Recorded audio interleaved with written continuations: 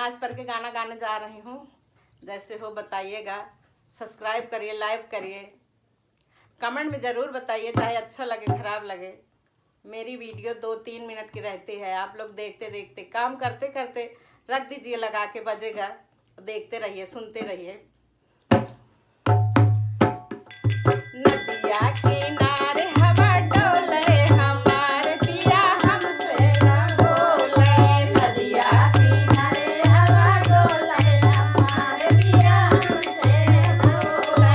हमसे न बोले, अरे हमसे न बोले, हमसे न बोले, हमसे न बोले। नदिया किनारे हवा डोले, हमारे पिया हमसे